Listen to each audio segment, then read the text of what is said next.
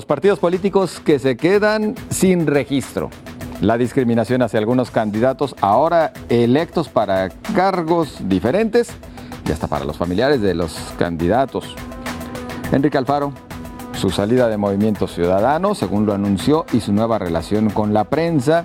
Y además López Obrador entre giras, promesas y una operación cicatriz. Hoy en Controversia.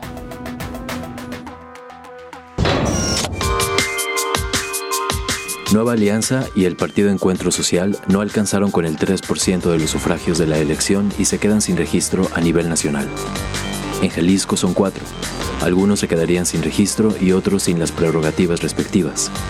Se trata del Partido de la Revolución Democrática, Encuentro Social, Partido del Trabajo y Nueva Alianza. El INE, en el primer caso, ya nombró a los interventores para asegurar la desaparición por el momento de esos partidos a nivel nacional. El Instituto Electoral y de Participación Ciudadana en Jalisco prolonga la agonía de los partidos y sesionará en unos días para decidir quién desaparece. Y resurge la pregunta, ¿no sería mejor nuestro sistema electoral con pocos partidos, 3 o 4 máximo? Le invitamos a usted a participar con nosotros. Recuerde que en los diferentes temas puede hacernos llegar su punto de vista, puede hacernos llegar su opinión a través de nuestras cuentas de Facebook y Twitter, Canal 44 TV. Saludo a mis compañeros. Sonia Serrano, muy buenas noches. Muy buenas noches. Jaime Barrera. Buenas noches, José Ángel. Buenas noches a todos. Y Julio Ríos, buenas noches. Buenas noches. Saludos a la audiencia. Pues por lo pronto, 2 partidos que a nivel nacional se quedan sin registro. En el ámbito local, pues todavía no definen, pero tendrían que ser 4, Sonia. Aparentemente está entre 3 y 4. Entre 3 y 4 que quedarían sin el respectivo registro. Y la pregunta tiene que ver justamente con este tema, si tendrían que ser cuántos partidos los que quedaran. En realidad, 3 o 4 es lo que se ha preguntado a nuestro público a través de las cuentas de Canal 44. Bueno, tiene que ver con esto que estamos viendo ya desde el reparto de representación proporcional, que los consejeros están aplicando criterios y no a rajatabla lo que dice el Código Electoral. Esto creo que también va a suceder, bueno, está sucediendo ya también con la integración de los ayuntamientos en la distribución de los espacios de representación proporcional, y va a pasar también, por supuesto, cuando veamos el tema del financiamiento. Hay que recordar algunos antecedentes, yéndonos hacia atrás, que los partidos por alguna razón han generado derechos que luego, aún con las resoluciones que emite el Instituto Electoral, después ganan en tribunales. Sin embargo, bueno, pues creo que en esta ocasión, sobre todo después de que se aprueba la Ley General de Partidos a escala nacional, tendría que ser mucho más claro que estos partidos, no, en el caso de los que conservan el registro nacional, tienen que perder los derechos, las prerrogativas en Jalisco, es decir, mantienen el registro, pero pierden las prerrogativas. Y habrá un caso que habrá que estar revisando, que es el de Movimiento Ciudadano, ¿no? que estaba en la presunta pérdida nacional y que aquí en Jalisco estaría conservando, bueno, pues es el partido mayoritario. Todo esto en medio de una reforma que todos creíamos iba a precisar todas estas lagunas que habían quedado en procesos anteriores y que, insisto, le habían permitido a los partidos, cuando no alcanzaban la votación que marca la legislación, tanto el Código Electoral local como el Código Nacional, cuando no alcanzaban la votación, el órgano correspondiente determinaba la pérdida de derechos, ya sea el registro nacional o las prerrogativas en el local, pero luego lo ganan en tribunales. Creo que estamos otra vez aún más enredados, sobre todo porque no se armonizaron perfectamente las legislaciones. Y como bien lo dice Sonia, de repente ahora más bien todo depende del criterio de los consejeros en los órganos electorales. En este tema de los partidos y también en otros que podríamos abordar, como es el de la distribución de diputaciones plurinominales, pero al final de cuentas son los órganos electorales los que están dictando las cosas de momento. Bueno, pues a ellos les toca aplicar lo que dice la ley de partidos. Si esta está ambigua, pues eso se presta a interpretaciones y a que se judicialicen las cosas. Está pasando ahora con la asignación de diputados de representación proporcional, que el Instituto dio a conocer un dictamen ayer, y hay 3 partidos que están pensando ya en impugnarlo ante el Tribunal Electoral. los partidos que ya el INE definió que pierden el registro porque no logran el 3% de la votación, como es el Partido Encuentro Social, que en este mundo surrealista político que tenemos, el partido que va a perder el registro va a tener más candidatos, casi la tercera fuerza, más diputados que el PRI, ¿no?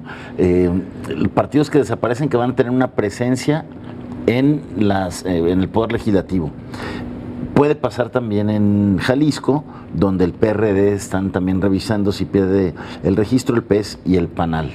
Entonces, ¿cuántos partidos debe haber en México? Pues los que sean necesarios, los que quieran, pero con unas reglas claras. Digo, los partidos representan expresiones políticas y es legítimo que... Pero también negocio, Jaime, porque bueno, hay sí, muchos pero, partidos a ver, que... por eso te digo, o sea, si cumplen con las reglas, son transparentes a la hora de manejar las prerrogativas que se les da, los que sean, pero es obvio que hay partidos que son claramente negocios familiares, particulares, que son un gran negocio y que se han manejado abiertamente como tal. El PT, digo, lo que se detectó en esta campaña de unas prerrogativas que usaba el PT para poner escuelas e incluso recibía recursos del Estado de Nuevo León, es todo un escándalo que no prosperó.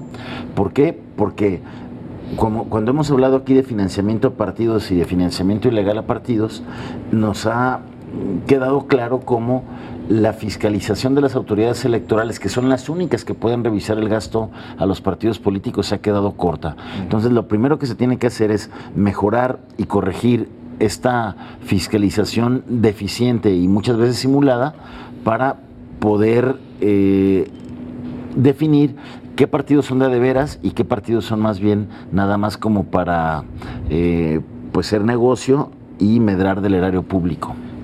En lo personal considero que el número de partidos es lo de menos. La realidad de las cosas es que lo que tendríamos que estar discutiendo es ya retirarles las prerrogativas, y es decir, ahora sí que se mantengan por sí solos con las cuotas de sus militantes, y llegados los procesos electorales con el financiamiento privado, pero bien supervisado, bien fiscalizado, incluso con la intervención de Hacienda, del SAT, que es a quien sí le tienen miedo, y les aseguro que las cosas funcionarían bien. Y hasta el tema del dinero sucio del cual hablan tanto, pues se la pensarían dos veces, porque cuando el SAT le entra, no se tiende el corazón. Julio. Sí, tan atinada es tu reflexión que te anticipaste precisamente a lo que iba a plantear.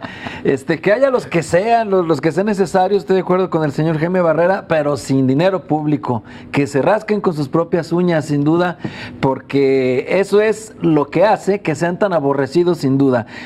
A la gente, cuando supo que estos partidos iban a desaparecer en lo local y en lo nacional, le dio mucho gusto. Basta ver el termómetro de las redes sociales, entre menos burros, más solotes, decía la gente. Estaban contentos porque tan solo en el caso de Jalisco significa un ahorro de 24 millones de pesos en caso de que se confirme la desaparición de del registro estatal de estos partidos, que no ha querido todavía el Instituto Electoral decirlo claramente, aunque bueno, ya solo un ciego no podría ver que prácticamente ya está finiquitado eso, a menos que vaya a haber alguna argucia en tribunales, porque como lo hubo en su momento con el PT. Como lo hubo con el PT, que le hagan un redondeo ahí, si es el 2.85, el 2.90, hagan el redondeo al 3, o que encuentren como argucia. Ibas a la escuela, ¿no? Como cuando ibas a la escuela, exactamente, y pase de panzazo. Y es que es muy ambigua la ley, porque como nuestro sistema electoral es mixto, es decir, hay países donde todo es plurinominal, donde vas marcas por un partido y simplemente ya el partido que gana tiene más diputados y de ahí sale el primer ministro, por ejemplo, ¿no? O el que sea el que tenga las funciones de presidente en el Ejecutivo.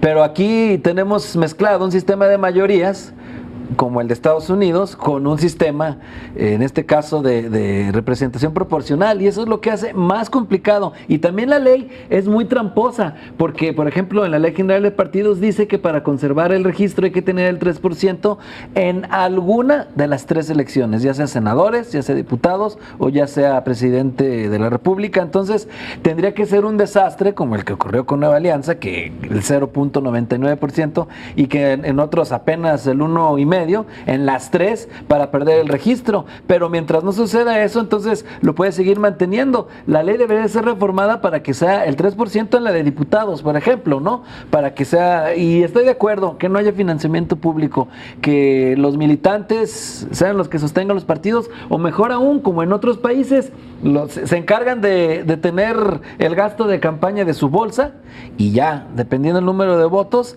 el erario le reintegra lo que ellos gastaron, como en Colombia, lo que ellos gastaron en esa campaña. Así, seguramente habría muy poquitos que le entrarían, porque ahora al revés, lo que es echarse una lana, buscar la maña para ver cómo, o la argucia pues, para ver cómo con pruebas, con facturas o incluso con publicidad que nunca se imprime, etcétera, ¿no? Siempre encuentran la forma de echarse ese dinerito al bolsillo.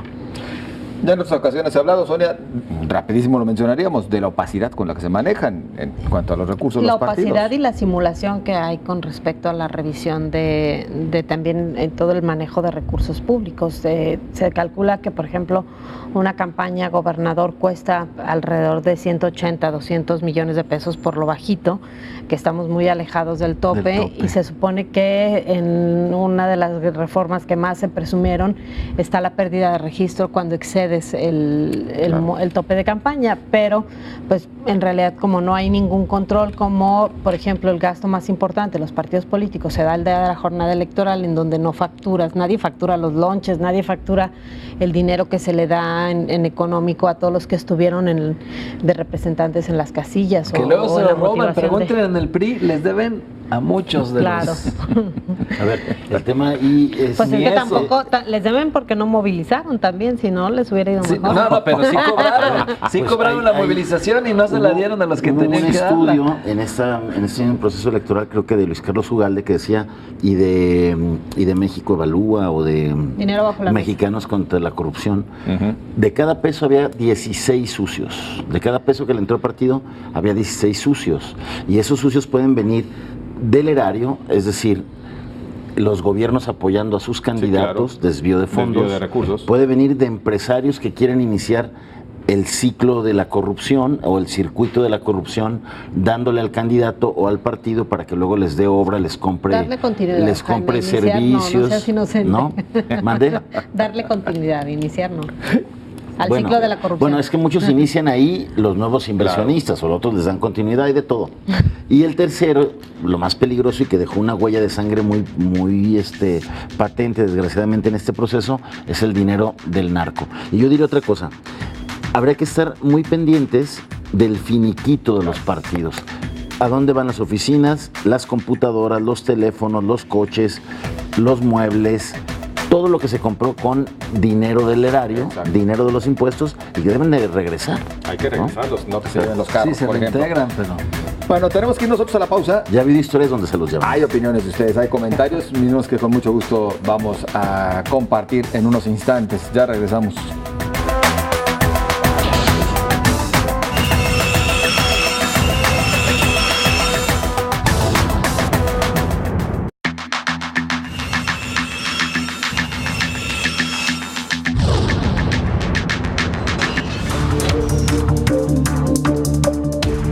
En el nombre lleva su penitencia.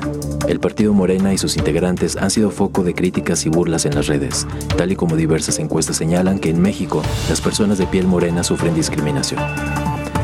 Una de sus víctimas ha sido Jesús Ernesto López Gutiérrez, niño de 11 años que fue blanco de ciberbullying tras su aparición en el AMLO Fest con un mechón rubio en su pelo. El pejecito, como lo llaman, ha sido motivo de controversia en las redes. Otro motivo de polémica ha sido el diputado electo por Morena en San Luis Potosí, Pedro César Carrizales Becerra, a quien apodan el Mijis, o también el Cholo Diputado. El hoy diputado electo, que dirige una organización que trabaja con jóvenes en situación de calle, ganó con el 33% de la votación en el Distrito 8 de la capital potosina y es blanco de fuertes críticas.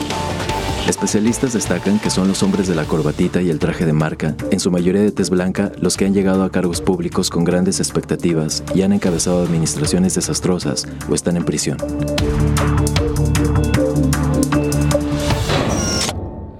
No nada más el tema de la discriminación, me parece que hasta podríamos compartir qué representa el que lleguen a estos cargos de representación popular a artistas, futbolistas, aunque en este caso ya será gobernador, el primer gobernador exfutbolista, y que también esto trajo consigo bastante polémica en las redes sociales en días anteriores.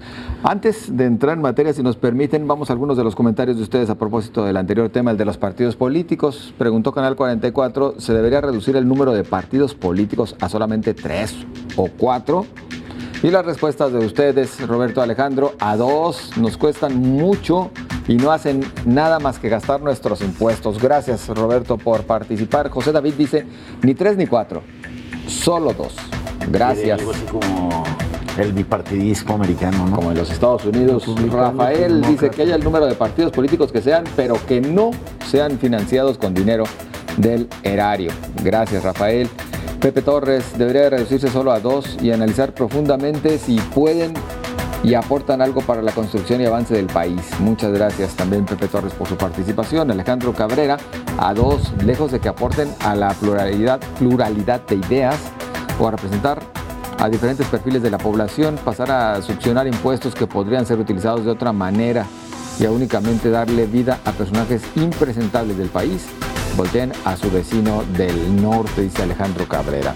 Muchas gracias a todos ustedes por su participación. Esperamos también su opinión a propósito de este otro tema, el de la discriminación. Y bueno, entremos a este asunto. A ver, Julio, el Mijis fue discriminado. En otro escenario, también el hijo del Peje.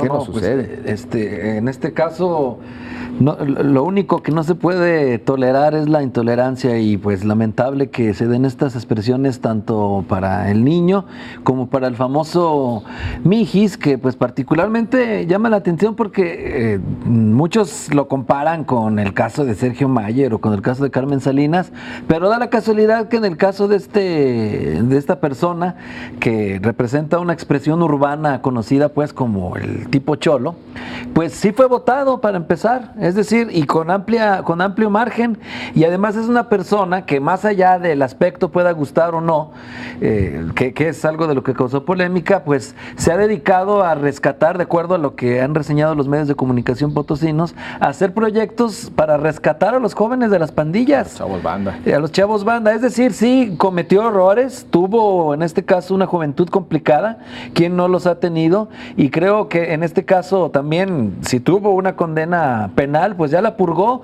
No se puede estar en este caso purgando una pena toda la vida, y tiene todo el derecho a ser en este caso representante popular, porque no hay que olvidar que el Congreso representa al pueblo. Son los representantes del pueblo. Ese es el concepto por el cual fue creado la Cámara de Diputados locales o federales. Entonces, desde luego que este tipo de expresiones deben de estar representadas porque son reflejo de la pluralidad que existe en nuestra sociedad. A mí me gustaría ver en México un congreso o congresos más inclusivos con metaleros, con gente con rastas, con gente con tatuajes, como ocurre en otros países donde sí llegan personas de este tipo, un congreso que refleje realmente esa pluralidad que existe en la sociedad. Yo creo que lo que necesitamos son más paliacates como los del Mijis y menos corbatas como las de Javier Duarte. Y no discrimines también sombreros como los de algunos verdaderos campesinos, ¿no? Verdaderos campesinos, no caciques, ¿verdad? Por eso, no que los luego llegan de las confederaciones campesinas del PRI que, no, pues qué terror, en el Congreso ¿no? local ahí te encuentras unos con sombrero, ¿no? Ahí hay varios gorrudos. Me refiero a expresiones reales de nuestra realidad, ¿no? De urbanas, de las comunidades indígenas. Todo este mosaico que existe en México es una realidad. Entonces, lo del Mijis, bienvenido a este tipo de representantes. Jaime. A ver, de acuerdo que debe ser un mosaico real, nada más cuidando que no sea un mosaico de estereotipos, ¿sí? O sea, eso nos lleva...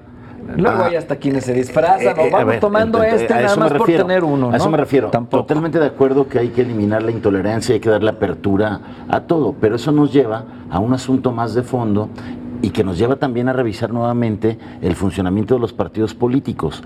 Los partidos políticos, como instituciones de interés público, si cumplieran con ese precepto, deberían de transparentar incluso, la ley lo dice, sus criterios para elegir a sus candidatos, porque son el vehículo para que se mejore, que se eleve la competencia, el debate, para tener a los mejores representantes del ciudadano en los órganos de decisión y los órganos políticos, como son los congresos, como son los ayuntamientos, y hoy los partidos políticos deciden en torno a su sobrevivencia, y muchas veces se van a figuras famosas, populares, pero que no tienen la menor idea de los asuntos públicos, no tienen la capacidad para formular, entender un fenómeno público y proponer una solución. Ahí es donde entran varios artistas. Creo que eso es fraudulento. No, y varios políticos. Exactamente, entonces yo creo que desde ahí hay que revisar. Y nada más iría un poco a algo del otro tema que decían ahí en los comentarios, recordar que las votaciones de esta vez van a definir por primera vez el dinero que se le va a dar a los partidos. Habrá que ver el resultado de todo esto de sin voto no hay dinero, que se va a empezar a ver con los votos de esta elección. Lo que menciona Jaime es muy importante, Sonia. A ver, que realmente transparentaran cuáles son esos criterios. Es decir, yo creo que la mayoría de los candidatos ni siquiera conocían las plataformas de los institutos políticos. Yo creo que en el fondo llevar este tipo de candidaturas es positivo. Incluso los artistas son un sector que se tendría, bueno, los artistas o los actores, para ser más exactos, sí, claro, ¿no? Sí, no, los que tocan violín en las sinfónicas, eso sí son. O sea, creo que son. Entonces habría que revisar el legado de, ¿cómo se llama esa señora? De Carmen Salinas. A ver, habría que revisar el legado de Carmen Salinas. Pero de la tigresa. A ver, a lo que voy es que depende también del perfil de a quien eliges como representante de ese sector, y además algo muy importante, ¿qué tanto lo vas a tomar en cuenta? ¿De qué te sirve, por ejemplo, postular a un candidato que es representante de los indígenas y una vez que llegue a la curul nunca lo vas a apelar y nunca vas a tomar en cuenta los temas o las necesidades que tienen esas comunidades? Porque además vamos a algo, y Julio lo sabe muy bien porque cubre el Congreso. En un Congreso las decisiones las toman los coordinadores. Muy poquitos. Estamos hablando de 4 o 5 diputados y el resto no tiene nunca ni idea de qué se está discutiendo. Hay diputados que pueden pasarse 1 o 2 días completos en el Congreso del Estado esperando que se reanude una sesión sin tener ni la más mínima idea de qué están discutiendo, de qué están discutiendo o qué tiene atorada una sesión adentro. ¿Qué significa esto? Que no es privativo ni de los actores, ni de las comunidades indígenas, ni de otro tipo de perfiles de candidatos, el que tengamos congresos de muy baja calidad. Tiene mucho que ver con el sistema, sobre cómo funcionan, el control absoluto, y todavía aquí en los congresos locales hay la libertad de que algunos diputados, el que quiere se sube a tribuna. En el federal ni siquiera eso, en el federal sube a tribuna quien decide su coordinador. Así tengas la iniciativa más extraordinaria, más revolucionaria o más importante, si tu coordinador no la avala en un acuerdo con el resto de las bancadas, luego las juntas de coordinación se convierten en una especie de delincuencia organizada. Un toma y daca. No, de delincuencia organizada que decide todo por encima incluso de los intereses de sus mismos partidos. Entonces, creo que el problema no es tanto el perfil de quienes son candidatos, porque además creo que el espíritu de la Constitución, con tanto la federal como la local, sobre los requisitos de quienes pueden ser representantes, es ese, que pueda llegar cualquiera, no importa. Es más, ni siquiera pide escolaridad. Incluso creo que dice que no necesariamente tiene que saber leer. Exactamente. Claro. ¿Y por qué? Pues porque, bueno, el número de personas que hay analfabetas en nuestro país merece una representación, seguramente. Exacto. Entonces, creo que el tema no es el perfil, el tema es para qué llegan y qué tanto los van a tomar en cuenta los partidos una vez que llegan ahí, porque estas comunidades, aunque sean minoritarias o aunque sean lo que sea, también merecen ser representadas. Y hay unos de corbata que son peores, ¿eh? Exacto. Y en ese sentido, bueno, más bien la palabra clave me parece, sobre todo cuando hablamos de este tema de la discriminación y demás, pues la palabra clave es el respeto. y creo que eso es lo que nos falta a todos, o a la mayoría de los mexicanos, abundar un poquito en esta materia, en el respeto, porque también ahora hay quienes dicen, a ver, ahora aguántense ustedes, tiraban mucha carrilla, ¿no? Quienes están del otro lado dicen, se la pasaron todo un sexenio tirándole a nuestro presidente y ahora no aguantan bueno, ustedes. pero en el caso del presidente fue por su actuar. Pero el respeto. Por su actuar en los asuntos públicos. El respeto se gana, ¿no? Te exactamente, sí, no es lo mismo criticar a alguien por su apariencia que por el desempeño que tuvieron, por las reformas. La investidura la dilapidó él. Bien.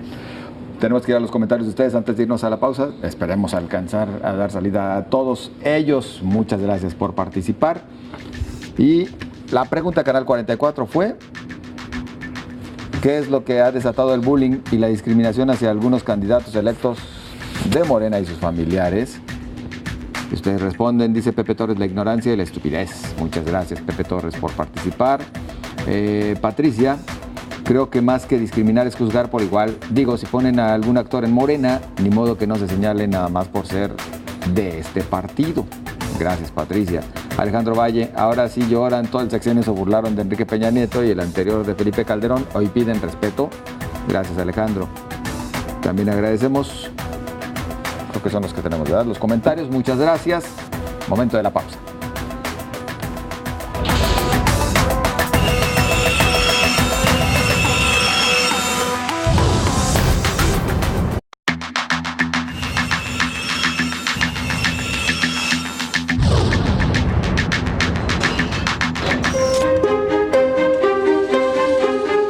El gobernador electo Enrique Alfaro, antes de tomar unos días de vacaciones, anuncia su separación política del partido Movimiento Ciudadano, del que ha sido candidato en 3 ocasiones en los últimos 6 años. El anuncio aún encierra una aura de misterio, pues da lugar a muchas interpretaciones. Entre ellas domina la que, por lógica para muchos, es la pavimentación de un camino hacia el presidente AMLO, o buscar como independiente la presidencia de México en 6 años. En el mismo paquete de promesas, Alfaro se comprometió a refundar una nueva etapa de relación con la prensa. Lejano queda el 2012, donde prometió también ser el primer fiscal defensor de los periodistas. Sin embargo, en el camino son muchos los episodios de desprecio, fiscalización y agresión a los representantes de los medios de comunicación de parte del ahora gobernador electo. Un tercer anuncio que hizo Alfaro es no participar en alguna otra elección, ya que se dedicará de tiempo completo a ser gobernador, y su objetivo será construir el mejor gobierno de Jalisco. Pues en la parte que se dice de que renunció a MC, pues nunca ha sido militante, ¿no? Así es. No, a ver, yo creo que la rueda de prensa la da el viernes temprano, cuando todavía se decía que el Partido Movimiento Ciudadano iba a perder el registro. Lo alcanza poquito entrada la tarde, cuando de 2 y feria pasa a 3, rebasa el 3%, y creo que llegó a 4%. Entonces, pues el Partido Movimiento Ciudadano seguirá con el registro incluso nacional. ¿Tú piensas que tiene que ver entonces ese deslinde con el hecho que perdería el registro? Ese puede ser un elemento, el haber dicho, a ver, pues ya no va a haber partido nacional, yo me deslindo del Partido Movimiento Ciudadano, me voy a concentrar a gobernar para todos. Es la última vez que doy una rueda de prensa en la sede del Partido Movimiento Ciudadano. En esa especie de deslinde hay quien dice, incluso desde dentro, y luego él en un Twitter corrige diciendo que lo que dijo es que iba a mantener una sana distancia del partido, más no que renunciaba a él, ¿no? Porque al final creo que ya al final, como partido nacional, sí le da una salida por si reconsidera su convicción de que esta sea su última campaña. Yo la verdad lo dudo, creo que va a aparecer y va a buscar en 6 años la presidencia de la República, ¿no? Tiene las condiciones para hacerlo. En este momento habrá que ver si las mantiene de aquí a 6 años, pero digo, a nivel nacional se le ve ya como un incluso contrapeso importante a Andrés Manuel López Obrador, con quien tuvo diferencias en la campaña, pero con el que ha insistido Alfaro, que va a buscar la negociación, el acercamiento y el arreglo, ¿no? Entonces, yo veo, sí, creo que no hay tal rompimiento con Movimiento Ciudadano. Sonia, pues está eso, lo de la supuesta salida de Movimiento Ciudadano, lo de que no volverá a ser candidato a ningún cargo de elección popular y la nueva relación con la prensa. Sí, a ver, en el caso del tema de Movimiento Ciudadano, que luego ya, como menciona Jaime, aclararon que quiso decir que era justamente eso. Además, creo que no va a haber otra manera, ni puede deslindarse, porque Movimiento Ciudadano también tiene otro tipo de representación como bancada en el Congreso local, seguramente lo tendrá en el federal con respecto a la gestión de recursos, que será muy importante. Entonces no puede decir que va a caminar sin Movimiento Ciudadano, porque va a necesitar pues esta estructura del partido para caminar en su gobierno. A lo mejor lo que sí quiso decir es que va a ser gobernador de todos, como dicen todos los que llegan a ese cargo, que dejan atrás el proceso electoral y comienzan de cero para gobernar incluso pues a quienes votaron en su contra o no quisieron votar por ellos o decidieron ni siquiera ir a votar. La otra parte que tiene que ver con la relación con los medios de comunicación, a mí esa parte sí me preocupa lo que declara en esta conferencia de prensa, porque si bien platicando con algunas de las personas cercanas a Enrique Alfaro, lo que dicen es, no, de verdad ya viene en un plan más conciliador, dispuesto a platicar. A mí me preocupa que diga que habrá nuevas reglas. ¿Por qué? Pues porque no hay reglas, o sea, no somos sus empleados. Con la prensa no hay reglas. Exactamente. Los medios de comunicación y quienes trabajamos en los medios de comunicación no somos sus empleados ni dependemos del gobierno. Si hay relaciones de algunos medios de comunicación con gobiernos que tengan que ver o con algunos trabajadores de medios de comunicación que tengan que ver con una dependencia económica, eso ya es otro asunto y seguramente Enrique Alfaro lo sabe porque su gobierno también le ha entrado a esos esquemas de vínculo con algunos medios de comunicación. ¿Cómo va a poder llevar una buena relación con los medios de comunicación? Bueno, pues que no haya corrupción en su gobierno, que cumpla los compromisos que asumió en campaña, que sea respetuoso con el trabajo periodístico. Transparente, con la información, abierto. Claro, y cuando haya señalamientos que él considere que no son correctos o que no son verdad, bueno, pues que también acredite que no es de esta manera. Creo que hablar de establecer reglas para caminar medios de comunicación y poder es imposible y suena más autoritario que a otro tipo de cuestión. Y bueno, la otra parte es deja muy poco claro cómo va a caminar en este tiempo al irse de vacaciones, nombra encargados de cada una de las áreas que seguramente empezarán a trabajar, pero yo creo que formalmente no habrá transición por lo pronto. Yo creo que todo el mundo va a esperarlo y sobre todo porque él toma todas las decisiones, entonces creo que no va a haber posibilidades de caminar demasiado en esta etapa. Prácticamente la transición también se va de vacaciones, creo. Julio. Lo que también hay que decir ahí que sobre la distancia sana que toma Alfaro, es que en realidad en Jalisco Movimiento Ciudadano no existe, lo que existe es el alfarismo, que es un grupo político encabezado por este personaje y con un grupo compacto de algunos liderazgos. Pero la chamba le va a dar forma, vas a ver. Y que... sí, pues como dicen, la militancia de la chamba, ¿no? Sí, claro, le va dando forma, pero es más el alfarismo. Y tan existe que todas las prerrogativas nacionales y municipales y estatales pero se han obtenido gracias a la fuerza de este movimiento alfarista. Es algo muy parecido a lo que ocurre con Andrés Manuel López Obrador. Tan es así que todo lo que había en el PRD se lo trae a Morena en cuanto a arrastre, en cuanto a votos y obviamente las prerrogativas. Si no, pregúntenle al PRD, que ahora pues está prácticamente ya en ruinas, y es igual en este caso, ¿no? Yo no dudo que si Enrique Alfaro en 2024 decide ser candidato a algo y calculándolo, incluso irse a algún otro partido, también tendría sin duda el mismo arrastre y se llevaría la estructura. habían dicho que hasta era gallo de Alfonso Romo, luego ya después con lo que pasó pues ya quedó muy en duda, y en este sentido es muy hábil lo que él dice de que no va a contender en 2024, porque de esa manera no lo ven como un rival a vencer en el gobierno federal, porque no se pone a las trompadas tan no temprano. se pone a las trompadas tan temprano. Sin duda va a ser un contrapeso, así es como se vislumbraba, un contrapeso a López Obrador, que yo creo que más bien van a buscar puntos de acercamientos, son pragmáticos ambos personajes, pero por lo pronto está esta línea marcada. No voy a buscar la presidencia de la República. Quizá sí suceda que sea candidato, porque muchas veces hemos escuchado a muchos candidatos decir que no, y a la hora, Kumamoto fue un ejemplo muy claro, y ahora después vemos que sí, lo cual es legítimo y lo cual no veo mal. Entonces me parece que fue hábil la jugada. Respecto a la relación con la prensa, pues la única regla que sí habría que estar atentos a ver qué es lo que ocurre es la famosa ley de comunicación social, que ya está presentada ante el Congreso y que se tiene que aprobar porque es una armonización, y existen en este caso dos propuestas, una del PAN, una del PRI. La del PRI es similar a lo que se aprobó en el gobierno federal, en la cual sigue la discrecionalidad en la entrega de estos recursos. Entonces habría que ver cuál es el esquema que quedaría, que a lo mejor no se puede mover mucho por ser armonización, pero pues sí, ya está preparando. Capaz de que en lo federal se va a modificar nuevamente, ¿no? Capaz que en lo federal, sí. Por lo pronto ya aquí en Jalisco sé que activistas, la MEDI o observadores de este tipo de asuntos ya van a preparar un posicionamiento para que no se vaya a tener tus representantes de las asociaciones de medios de comunicación, de periodistas, ¿no? No, me refiero a algunos otros. Tú tienes unos representantes. Tú tienes uno.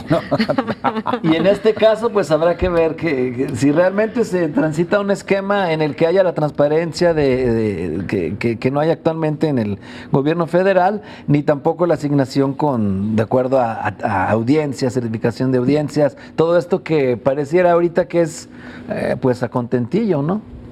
No hay regla en la relación con los medios, pues que sea de respeto mutuo y cada quien en lo suyo, ¿no? Desde el poder no se le pueden poner reglas al periodismo, punto. Eso es como una máxima que no se puede modificar. Hay que aclarar muchas cosas en el asunto de inversión a medios. Hay que revisar si vuelve a ser o no un conflicto de interés que tus propagandistas políticos sean a la vez los que se encarguen de la comunicación oficial, de la comunicación institucional y cobren por ser propagandistas y por ser los comunicadores de un poder y de un ayuntamiento que está al servicio de todos, no a un interés político partidista. Eso hay que aclararlo de entrada, ¿no? Lo otro, difiere un poco de Julio, señala que es el fenómeno alfarista. El fenómeno alfarista fue en el 2012, se consolida en el 2015 y desde el 2012... Tiene su mayor desde el 2012, desde el 2012 hay un trabajo de creación y articulación institucional de un partido político como es MC. Incluso de estructura partidista. De estructura partidista. Y yo creo que es esa estructura que logran en 6 años la que resiste el fenómeno de Andrés Manuel López Obrador en esta elección. Sin duda esta estructura seguiría al Alfaro resisten la presidencia, pero ganan lo local, al menos para lograr la gubernatura, tener la mayoría de municipios, lograr una mayoría relativa en el Congreso del Estado, y creo que muchos candidatos, sobre todo en el interior del Estado, ganaron por el trabajo y ya por la representación de liderazgos regionales, ¿no? Claro. En el tema de lo que viene, coincido con Sonia en que la transición se detiene, agarró otro ritmo, hace una pausa, a diferencia, por ejemplo, de lo que vemos con Andrés Manuel López Obrador, que agarró una agenda mucho más activa incluso que en campaña, ¿no? Reuniéndose con los sectores con los que tuvo una relación más hostil en la campaña, creando todo un ambiente. Creo que este periodo de Alfaro de Vacaciones detiene la transición y temas tan importantes como el tema de la seguridad, que volvió a ser crisis después de la elección, con 40 muertos después del 1 de julio, que nadie está atendiendo ahí, ¿no? Entonces yo creo que es delicado, y incluso también cuando vuelve a revivir este señalamiento que salió antes de la elección y que lo implica incluso con este tema de la delincuencia organizada. Tenemos que ir a la pausa. Bueno, de Andrés Manuel López Obrador hablamos regresando, pero más bien tendríamos que decir, él ya está tomando las decisiones prácticamente, pareciera, en nuestro país. Regresamos enseguida.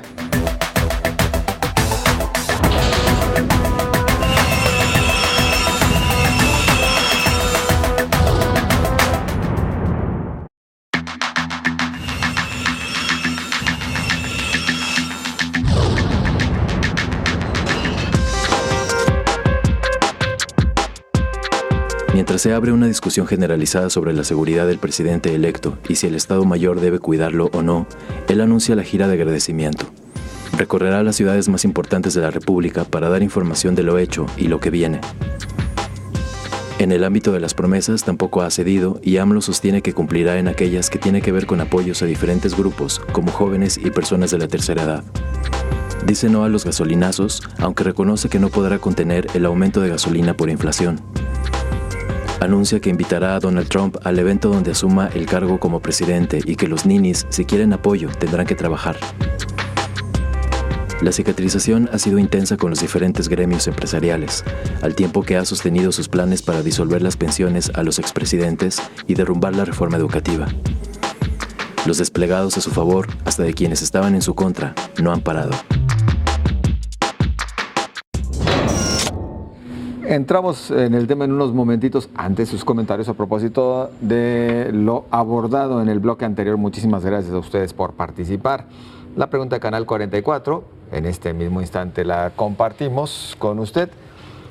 ¿A qué aspira Enrique Alfaro al separarse de Movimiento Ciudadano? Fue concretamente la pregunta que le hizo Canal 44. Oscar Ramón López dice: a gobernar solo, a esperar una propuesta del PAN nacional para algo en el 2024. Ya lo destaparon con el PAN para 2024. Tío Pepe, así se firma en Twitter, dice: primero, desligarse de MC. Segundo, cumplir que este fue su último proceso electoral. Tercero, que la gente diga, y ves que él sí cumple lo que promete. Cuarto, que Andrés Manuel López Obrador lo adopte y lo purifique, le quite lo traidorzuelo y negociar candidatura para el 2024. Eso es lo que huele el asunto, ¿o no? Muchas gracias por su participación. Alejandra dice: sigo pensando cuál es su estrategia. Dice que se retirará de la política pública, pero no creo. Tal vez un intento por acercarse a la presidencia. Los comentarios de ustedes, también Jesús Sandoval dice: no creo que ese rompimiento con MC sea algo bueno. Ya dijo que no se volverá a registrar para alguna otra elección. Y en lo personal lo dudo mucho. Creo que se estará juntando con los Cortés para apoderarse de un instituto político al tiempo. Si menciona a los Cortés, ¿se refiere a los del PAN entonces, del Partido Acción Nacional en Jalisco? Que salieron ganones, salieron fortalecidos. Les fue bien, Exactamente. Y hasta sonaba Hernán Cortés para coordinador, pero más bien dicen que va a ser Gustavo Macías, claro, por ser la cercanía. Parece que es Gustavo Macías. Por la cercanía al grupo. Pero con todos se van a entender bien, ¿eh? Sí, claro. Pero con el PRI, con el PAN. Y ahora ya no son, ya no nomás Morena. son 5, son 8. Aprovechamos para la pregunta que le estamos haciendo a usted en este último bloque. López Obrador prepara la gira de agradecimiento. ¿Logrará provocar, nos dice, ahora sí no alcanzo a verla, la cicatrización social entre los votantes? Es lo que se está preguntando a través de la cuenta de Canal 44. Julio, ¿se logra? Más bien, ¿de veras hay mucho por cicatrizar después de este proceso? Pareciera que no por la contundencia de los resultados, pero sí hay que recordar que hubo jaloneos y diferencias claro. con sobre todo con el sector empresarial, y sorprende esta luna de miel sin duda, o sea, una cosa suavecita, ¿no? Que tú ves ya Andrés Manuel con el Consejo Coordinador Empresarial, con los representantes, la carta de Slim, que tuvieron por ahí un enfrentamiento fuertecito durante la campaña por el tema del nuevo aeropuerto de la Ciudad de México. político y también ya moderando, en este caso, su discurso, lo habíamos platicado la semana pasada, y quienes tenían en este caso temor, pues parece que ahora están tranquilizándose, y esto se ve también en la bolsa, en el peso, en todos estos puntos que pareciera que iba a haber una tormenta financiera que finalmente no lo hubo. Pero bueno, también esto es porque ha tenido que ir cambiando un poquito el discurso. Por ejemplo, lo de la amnistía, pues ya salieron, en este caso Durazo y Olga Sánchez Cordero, a aclarar que solamente será para campesinos, para niños y para mujeres que de alguna forma sean enganchados, obligados a participar en actividades delictivas, lo cual pues ya suena mejor, y aclaran que no va a ser para delitos de alto impacto. Sin embargo, pues también empiezan a darse puntitos de polémica, como esto de rescatar a Mondragón, el asunto de poder llevar quizá a Germán Martínez al Instituto Mexicano del Seguro Social. Sin duda también ha causado escozor. Hubo una carta por ahí de varios artistas intelectuales diciendo, por favor, no. Ahí vamos a ver qué tan sensible es a las voces sociales, y a ver si recula con esta posible decisión que no se ha dado. Es todavía para criticarlo o para exigirle, pues todavía es muy temprano. Ni siquiera ha tomado el cargo, apenas van una semana, un poco más de días, pero por ahora la luna de miel sigue muy dulce y todavía está cicatrizando. Pareciera que por conveniencia o por lo que sea, ya como cuando alguien se saca la lotería que tiene amigos nuevos, igualito, ¿no? En este momento sí vivimos la República del Amor, y esto pese a que algunas de las promesas ya comienzan a cambiar de tono. Predomina la luna de miel sin duda en esta primera semana, primeros 8 días, 9 días. Andrés Manuel ha abierto los brazos a la cargada de manera extraordinaria, ¿no? Todas las voces discordantes que había con Andrés Manuel hoy son coincidentes, y eso me parece que no es sano, ¿no? El hecho de los empresarios que lo cuestionaron, financiaron y lo cuestionaron hicieron todo lo posible hasta el último momento para que no ganara, el tornarse de un día para otro como borrón y cuenta nueva y vamos para adelante y que te vaya muy bien, y la verdad nos tienes bien contento con el discurso de reactivación y de política industrial que nunca habíamos escuchado, que queríamos escuchar desde hace 30 años. Creo que esos bandazos pues no ayudan, no ayudan, y pueden despertarle mucho más las tentaciones autoritarias que le puede dar esta mayoría que tan clara que tiene tanto en la Cámara de Diputados como en la de Senadores. Creo yo que ha hecho un buen trabajo, ha estado ahí atento y se ha encargado de matizar sobre todo los temas de política económica, que creo yo que es los que más ha aclarado, desde la relación con el Banco de México, como su relación con inversionistas, con todas las cúpulas empresariales, con los hombres mexicanos de negocios a los que había llamado rapaces y triquiñueleros y traficantes de influencias. Creo que esa parte económica ha servido para dar tranquilidad, y el mejor reflejo de eso es que el dólar está súper estable e incluso ha bajado. Me parece que en la parte de lucha anticorrupción está cometiendo un grave error de empecinarse en rechazar la Fiscalía Independiente y de desdeñar voces muy importantes de la sociedad civil. Y creo que en el tema de la seguridad, que son como los 3 grandes temas, sigue un discurso ambiguo que no ha aclarado qué va a hacer para enfrentar el más grave reto del poder federal y del poder estatal y de los municipios en Jalisco. Y cuéntanos que saben que no tienen ni idea, porque no está facilito. Para empezar, solo el 8 o 9% de las policías municipales son confiables o están capacitadas. Luego, pues, prometió, en este caso, regresar al ejército. No hay condiciones, no hay quien le pueda topar en este... Sí, en 3 años, pero ni en 3 años se ve la forma. Lo mismo dijo Peña, que es esto que señala iba a regresar. La ministra Olga, en el sentido de entrarle ahora sí con mucha más decisión al tema de una política no prohibicionista e incluso metiendo la amapola. Creo que por ahí se abren algunas alternativas. Sonia. A ver, yo creo que ha sido responsable en la parte económica. Creo que a nadie en este país le hubiera convenido que todos los vaticinios acerca de la crisis económica y este vuelco, sobre todo lo que se usó como guerra sucia con respecto a si México se convertiría en otra Venezuela y todo este lío, que normalmente en un cambio de sexenio de por sí, un cambio de partido siempre genera cierta inestabilidad en el peso. El que empiece desde el primer día o prácticamente al día siguiente de los resultados a trabajar para sostener la estabilidad de este país, a mí me parece que es correcto. Tampoco veo a los empresarios, pues porque aquí están sus inversiones, yéndose, como muchos dijeron, o ratificando las descalificaciones y los señalamientos contra López Obrador, porque lo que está en juego es su patrimonio y son sus negocios. Por supuesto que creo que de las dos partes hay una especie de conveniencia en llevar la fiesta en paz. En el caso de López Obrador, pues de cuando asuma como presidente, tener un país estable, y en el caso de los empresarios, pues que las cosas no se les descompongan tanto.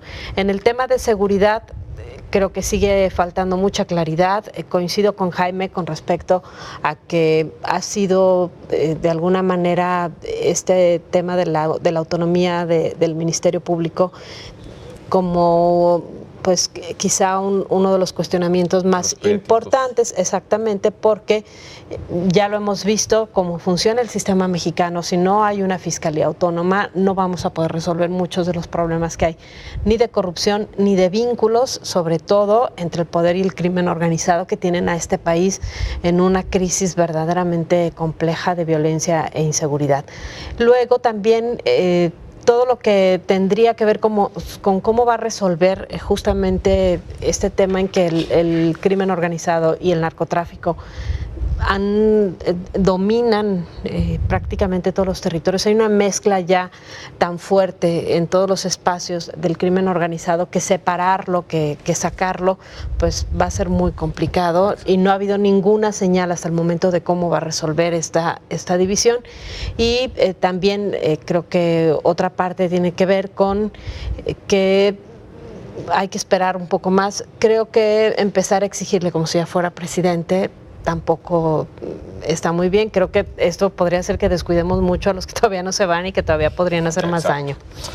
Bueno, antes de despedirnos, vamos rápido a los comentarios de ustedes también a propósito de este tema. Muchas gracias. López Obrador prepara gira de agradecimiento, ¿logrará provocar la cicatrización social entre los votantes? Así la pregunta de Canal 44. Clau de la Mora: AMLO ya moderó su discurso, pero sus simpatizantes están más agresivos que antes. En Twitter te despedazan si te atreves a contrariarlos. Muchas gracias. Alejandra dice: ¿cómo logrará llegar a los que no votaron por él? Buena pregunta, Alejandra. Muchas gracias también por hacérnosla llegar a través de Twitter. Bueno, pues de esta manera estamos llegando ya al final de este espacio. Compañeros, muchas gracias. Muy amables. Gracias a todos. Buenas noches. Buenas noches. Buenas noches. Pásenla bien. Buenas noches.